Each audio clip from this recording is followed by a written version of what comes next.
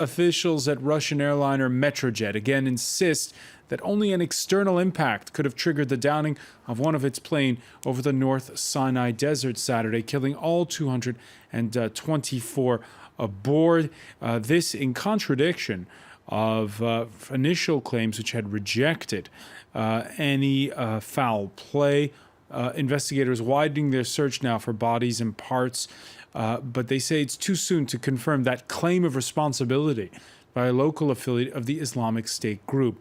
For more on this story, let's cross to Mukhtar Awad of the Center for American Progress, who joins us from Washington. Thanks for being with us here on France 24. Pleasure to be here. So who jumped the gun? Was it the jihadists or the Russian authorities who at first ruled out foul play? It seems both. Of course, with the claim by Islamic State, it's intentionally vague. It seems they're trying to capitalize on the chaos and confusion. Of course, there could always be a chance that they may have had something to do with it, but no evidence points to the fact that they did. And the same goes with Metrojet, trying to cover its basis and trying to prematurely say that it had nothing to do, that is, its technical failures had nothing to do with the plane. That's also jumping the gun because the Egyptians haven't been releasing any of the details from the black box thus far, and the investigation is just starting. It could be any number of issues, and considering the context and circumstance of trying to give credence to the Islamic State claim, because that's what Metrojet does, actually, with these types of claims that are unsubstantiated with facts, it makes people wonder, well, what if the Islamic State did actually carry it out? So how often do jihadist groups brag about stuff they haven't done? On a lower scale, it has happened before, but when it comes to this big league of Islamic State and its affiliate in the Sinai, it doesn't necessarily have much of a precedent. Now, they may mischaracterize the details of an operation. They may say that the military, whatever military, whether U.S. or Egyptian, have failed to achieve their objectives. Or, you know, they may also kind of be deceptive in some cases, but never, or if they lie or if they make something up, they retract their statement. But never before have we really seen something such as a spectacular lie, a blatant lie. So this is kind of unprecedented in a way. And counterintuitively, these groups, especially the one in Sinai, has kind of developed a weird credibility because the military propaganda is so bad in Egypt that people are accustomed to waiting for them, the jihadists, to find out what really happened. And so for them to kind of do that, they're capitalizing on the fact that people are looking to them to see what has happened.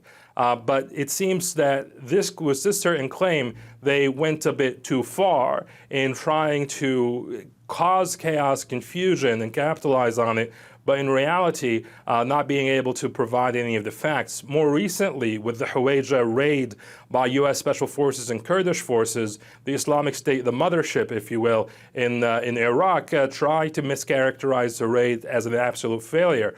Only when video evidence, which is very rare to come from a U.S. Special Forces raid, came out, was it proven that Islamic State was lying. So we're waiting for that piece of evidence, whether it's from the investigators, independent investigators, or the government investigators, to absolutely prove that Islamic State had nothing to do with it, or on the contrary, for Islamic State itself to come out with whatever proof it says it has. Of course, they're trying to imply that they may have gotten a bomb on the plane, whether through luggage or whether through a person, we don't know.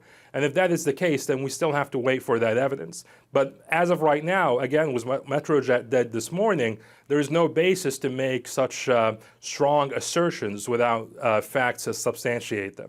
And we're getting internet claims that are accompanied by videos of a plane coming down in the sky.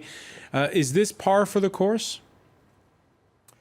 Precisely. I mean, when it comes to, I think, Islamic State's strategy, if we are to assume there is one, is that they're trying to cause as much confusion as possible, but their foot soldiers online are not necessarily well equipped for that, and they came out with photos and videos that were clearly not of that specific crash, which of course cast a lot of doubt.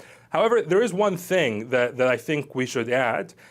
We shouldn't just look at this possibly false claim of responsibility as jihadists, being liars or being desperate. Now, on the latter, they are being more desperate now because there is more pressure on them. Because of that pressure, they're more likely to try and go for spectacular attacks, killing as many civilians as possible in one attack.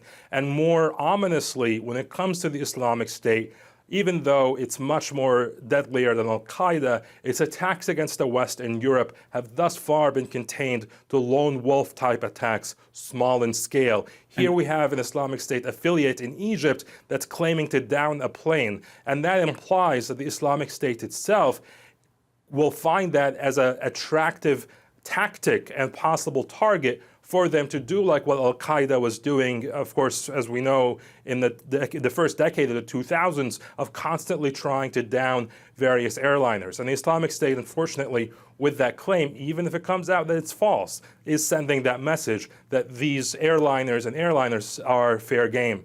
And Mukhtar Awad, that brings us to the topic of what is this group in particular? It's called Wilayat Sinai. Is it a group that's borrowing the brand name Islamic Jihad, or are they full-fledged affiliates taking orders from someone? Well, it used to be an independent group that's called the Champions of Jerusalem. It was more Israel-focused, and it sprung up in 2011, but it has its roots with indigenous Sinai elements all the way back from the early 2000s. However, with the rise of the Islamic State and with that indigenous group growing weaker, the Islamic State became a lot more attractive. And so now they've changed from being an indigenous group with local fixations into being truly part of the Islamic State. In fact, it has been one of the most active, if not the most active, Islamic State affiliate for some time. Of course, the Libyan affiliate has more grounds to stand on, but when it comes to the ability of the Wilayat Sinai group, after it pledged allegiance to mothership ISIS, it has grown more sophisticated, it has gotten better weapons, more money, and better training. And so it is both indigenous, but at the same time, a full-fledged Islamic State affiliate. And with not many militants. That is correct. I mean, we don't know a specific number of how many they are. It can number anywhere from 500 to 1,000 or more. This opaqueness also tells us, something about why I think there is a bit of confusion about this and why people are still having to entertain whether or not this group has actually done it.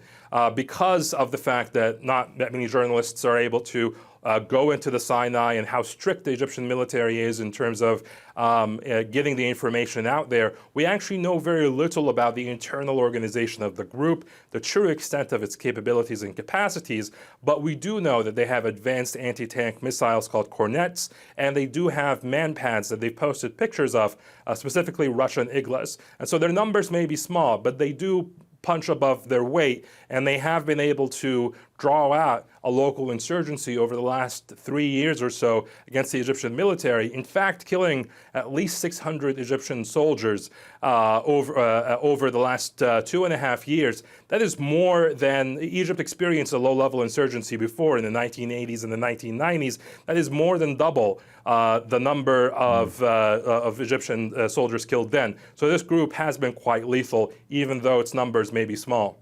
Mukhtar Awad of the Center for American Progress, many thanks for joining us from Washington. Thank you.